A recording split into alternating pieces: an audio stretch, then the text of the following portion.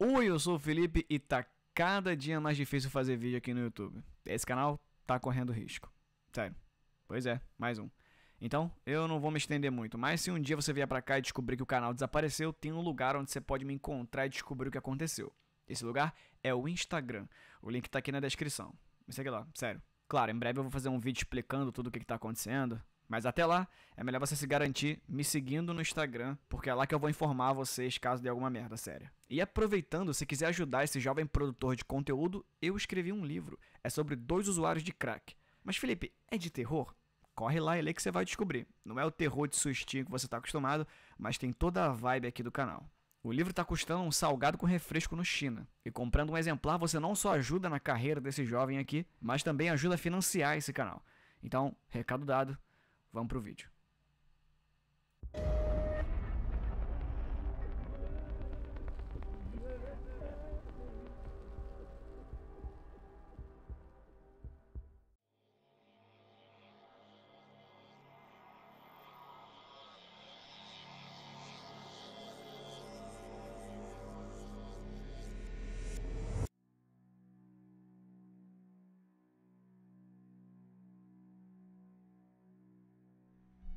Os pilares da sociedade foram construídos em cima de dicotomias: alto e baixo, grande e pequeno, vida e morte, luz e escuridão, e claro, o bem e o mal.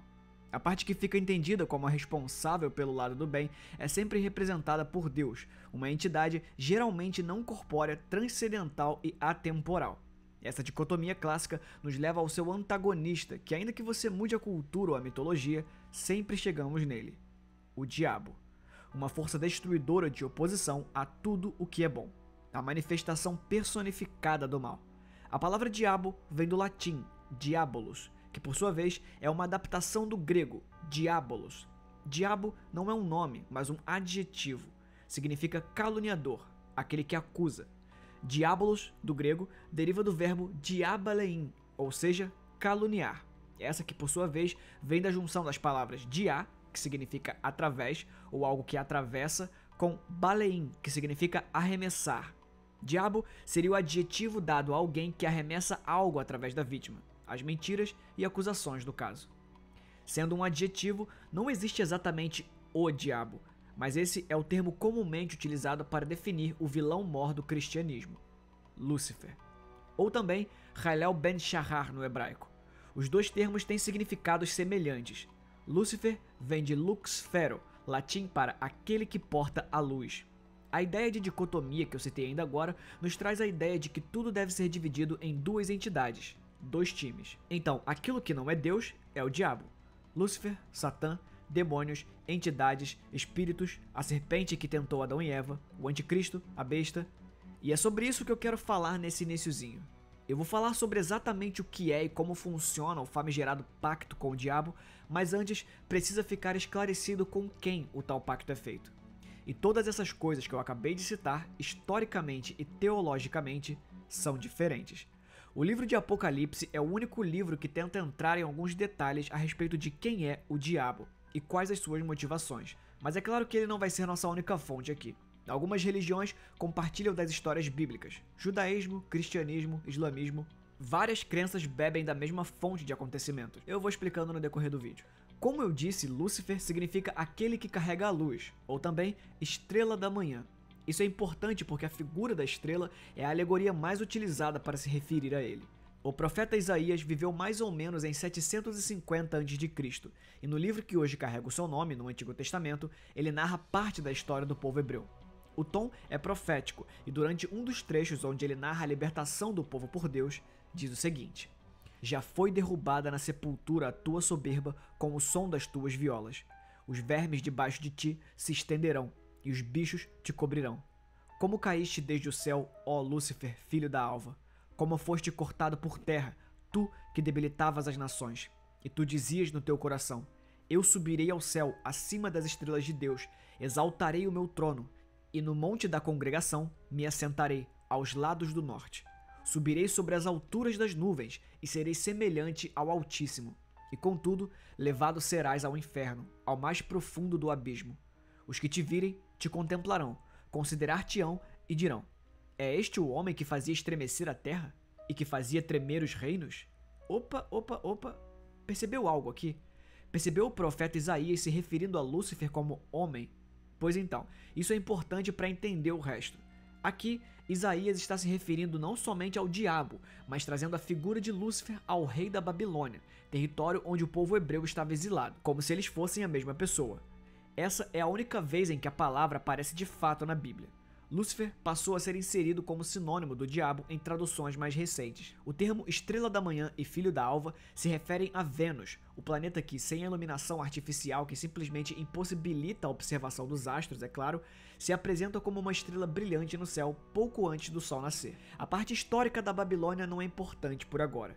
Quem sabe um dia eu não faça um vídeo mais detalhado sobre etimologia, origens e aparições do diabo na Bíblia. Mas aqui eu quero falar da jogatina, a negociação com ele. Vamos focar na parte metafórica aqui. Isaías então diz que, assim como o rei babilônico, o diabo tentou se colocar acima de Deus e desta forma foi lançado do céu à terra. E existe algum outro texto bíblico que complemente e corrobore essa versão? Um dos livros mais conhecidos da Bíblia é o Apocalipse, e no capítulo 12 é narrado através de metáforas como houve uma guerra no céu e que o diabo foi lançado na terra junto com 1/3 de todos os anjos. Então, aparentemente, Lúcifer foi condenado a vagar pela terra antes mesmo que houvesse vida por aqui. Algumas interpretações teológicas afirmam que o motivo da rebelião teria sido nós. A criação da humanidade foi o que despertou a ira de Lúcifer. Seres terrenos e desprovidos de todo o poder que os anjos tinham, dominariam a terra e os anjos os serviriam. E assim, nós e o diabo convivemos no mesmo espaço, com ele nos estudando e buscando aquilo que nos dá prazer para oferecer como moeda de troca. Apesar de, historicamente, o conceito de diabo ser antiguíssimo, com milênios de idade, a ideia de, por vontade própria, em troca de algo material, fazer um acordo contratual com ele é bem recente.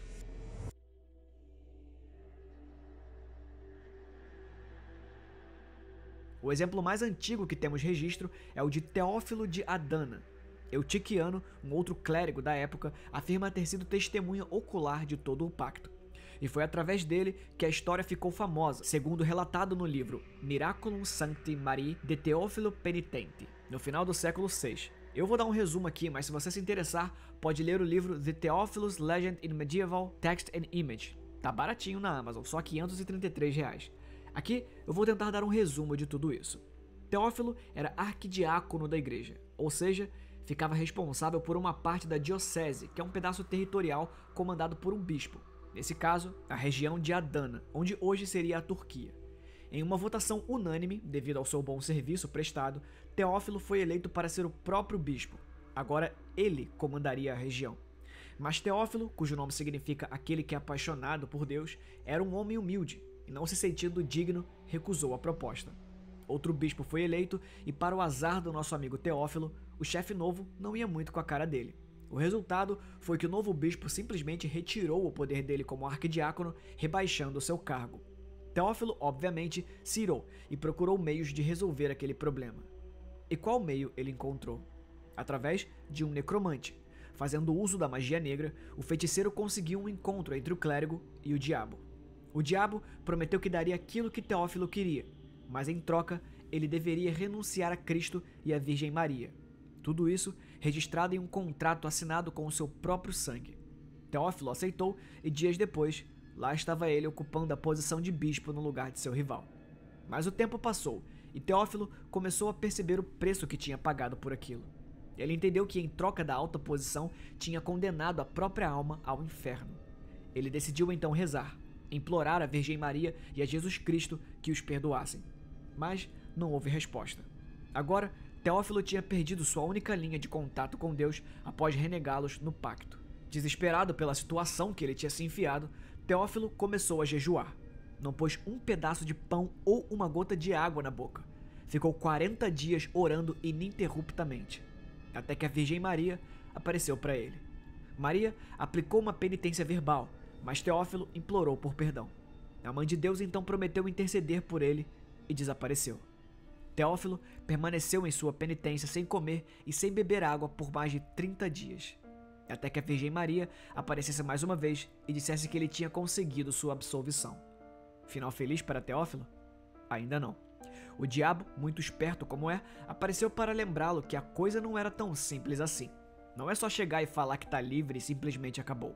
Afinal, vocês lembram, eles tinham um contrato. Um contrato que 3 dias depois da aparição da Virgem Maria, o diabo repousou no peito de Teófilo enquanto ele dormia. Teófilo acordou no meio da madrugada com o papel quente, sujo com seu próprio sangue, repousando em cima do seu corpo.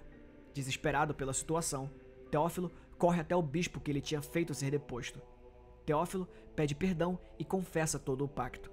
O bispo legítimo queima o documento e finaliza a absolvição de Teófilo, que morre logo em seguida, mas feliz por ter salvado sua alma. Teófilo foi sim uma pessoa real, uma figura histórica da Igreja Católica. Hoje, inclusive, ele é mais conhecido como São Teófilo, o Penitente. Mas, obviamente, tudo isso que eu acabei de narrar aqui é só uma lenda, uma história alegórica para passar uma mensagem. Pelo menos é o que os historiadores dizem. Mas a lenda de Teófilo foi algo de suma importância para 3 instâncias religiosas. A primeira é a intercessão de Maria. Mais tarde, esse seria o caso mais utilizado para respaldar a necessidade de pedir à Virgem Maria que interceda diretamente a Deus para a absolvição de nossos pecados. A segunda é a forma como lidamos com a feitiçaria.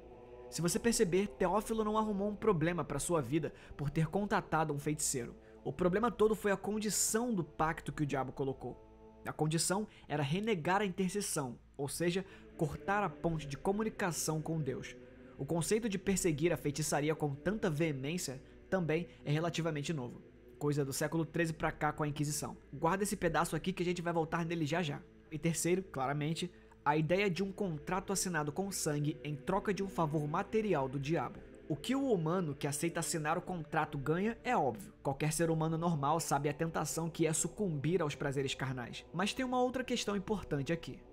O que o diabo ganha com isso? Claro, a ideia de um contrato assinado é recente, como eu disse, mas essa ideia de receber uma proposta onde você entrega sua alma a Satanás em troca de conforto material já é velha conhecida. E não foi com um clérigo invejoso ou uma pessoa comum como você que está assistindo esse vídeo. Consegue lembrar de alguma pessoa famosa que recebeu uma proposta de pacto vindo diretamente do diabo?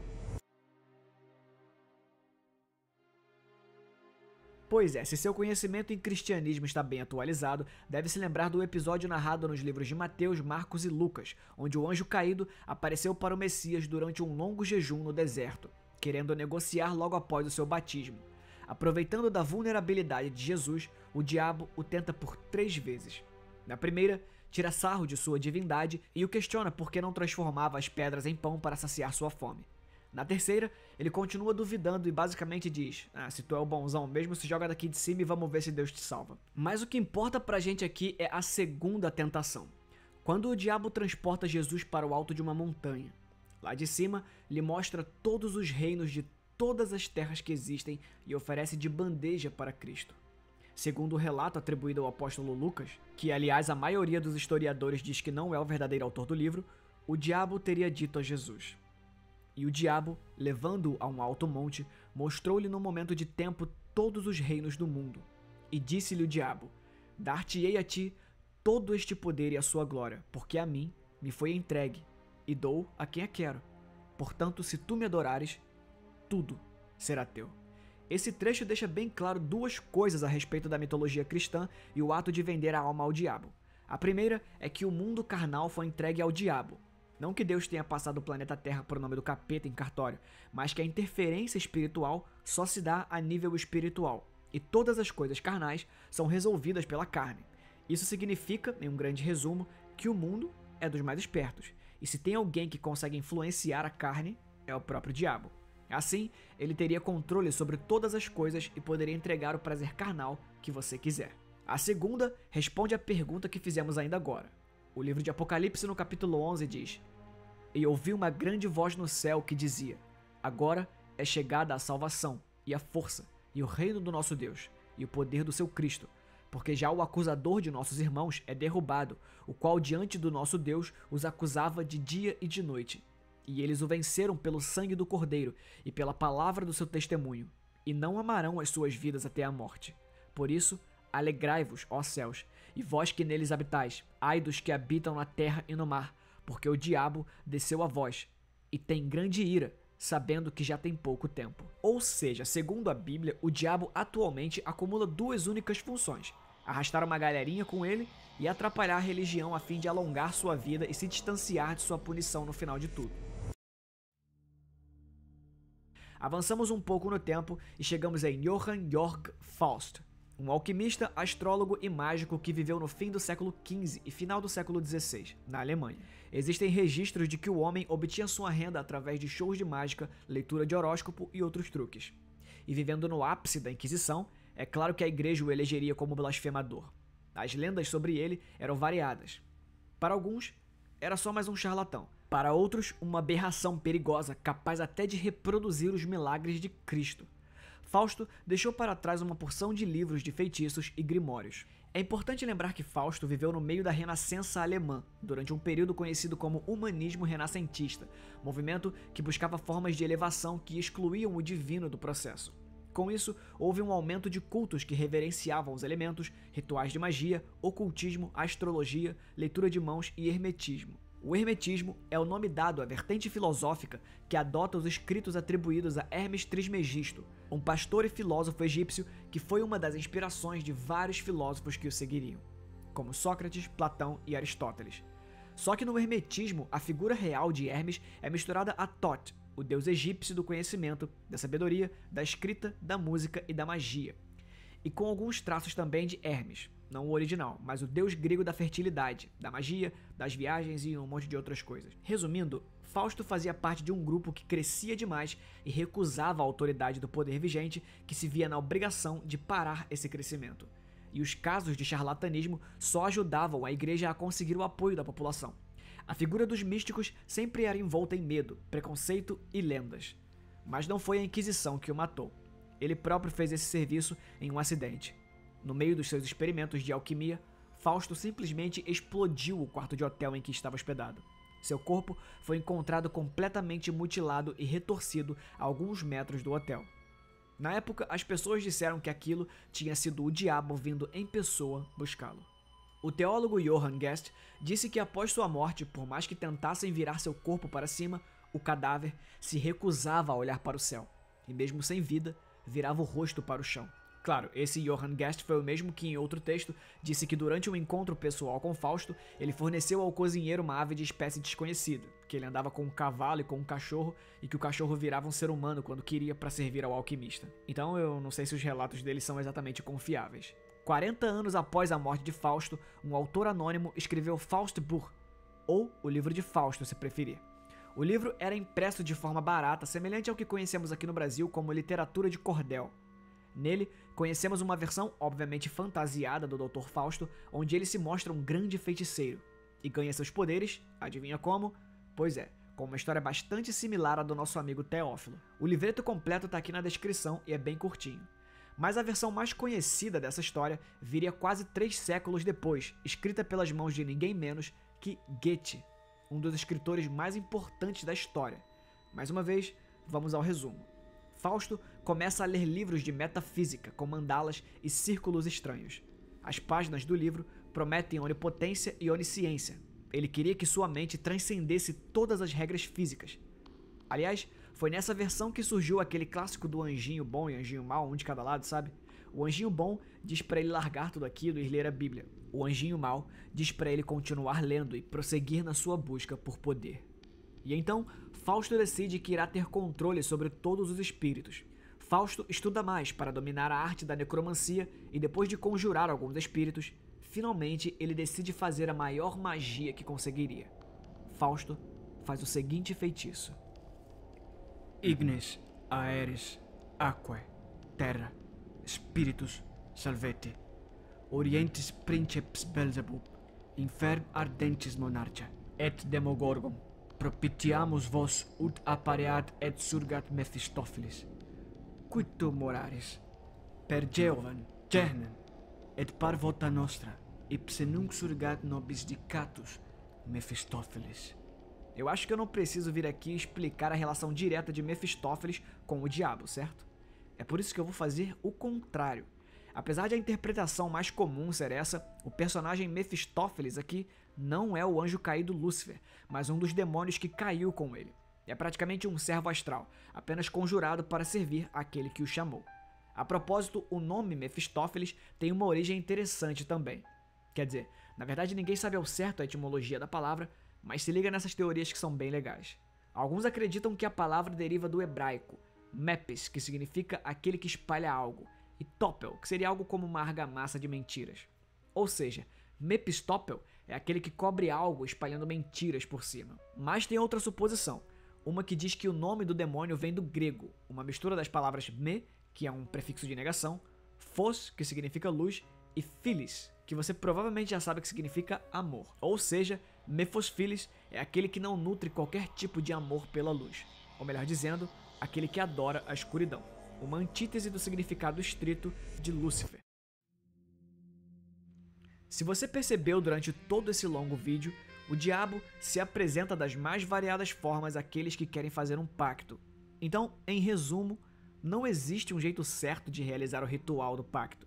Já falei várias vezes aqui que eu não sou seu pai, eu não vou ficar te dando sermão e fingindo que eu acredito nessas coisas ou que não deveria mexer com o oculto e desconhecido.